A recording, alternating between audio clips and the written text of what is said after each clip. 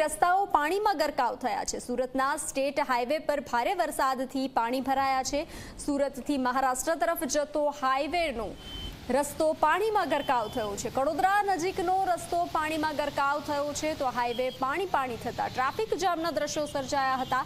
પાણીમાં વાહનો બંધ થતા ટ્રાફિક જામના દ્રશ્યો સર્જાયા હતા તો ભારે વરસાદના કારણે રસ્તાઓ પાણીમાં ગરકાવ થયા છે।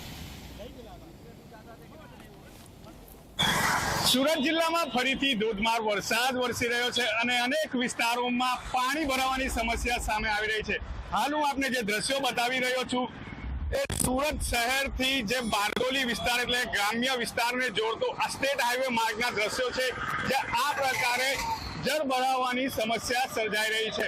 મહત્વનું છે કે આ સ્ટેટ હાઈવે માર્ગ છે સુરતથી મહારાષ્ટ્રને સીધો રીતે જોડતો આ માર્ગ છે। એટલે કે સુરતથી મહારાષ્ટ્ર તરફ જવા માટેનો માર્ગ છે તેમજ મહારાષ્ટ્રથી જે સુરતના લોકો આવે તે આ સ્ટેટ હાઈવેનો મહત્વનું છે કે વહેલી સવારે જે રીતે ધોધમાર વરસાદ વરસી રહ્યો છે તેને લઈને કડોદરા વિસ્તારનો આ જે વિસ્તાર છે તે જળમગ્ન થઈ ચૂક્યો છે। અનેક લોકો છે તે હાલાકી વેઠી રહ્યા છે।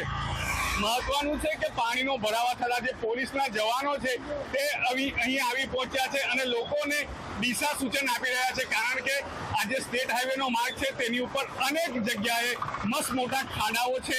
સ્ટેટ હાઈવે કહી શકાય ત્યાં આ પ્રકારની પરિસ્થિતિ સ્ટેટ હાઈવે છે તે તળાવમાં તબદીલ થયો હોય એ પ્રકારના દ્રશ્યો છે। દર ચોમાસામાં આ જ પ્રકારનું પરિસ્થિતિનું નિર્માણ થતું હોય છે। હાલ પણ સુરત જિલ્લાના જે અનેક તાલુકાઓ છે તેમાં ધોધમાર વરસાદ વરસી રહ્યો છે અને અનેક વિસ્તારોમાં પાણી ભરાવાની સમસ્યા સર્જાઈ રહી છે।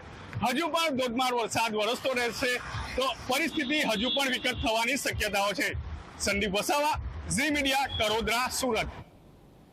તો હાલ બુલેટિનમાં આટલું જ। વધુ સમાચારો માટે આપ જોતા રહો ઝી 24 કલાક। નમસ્કાર।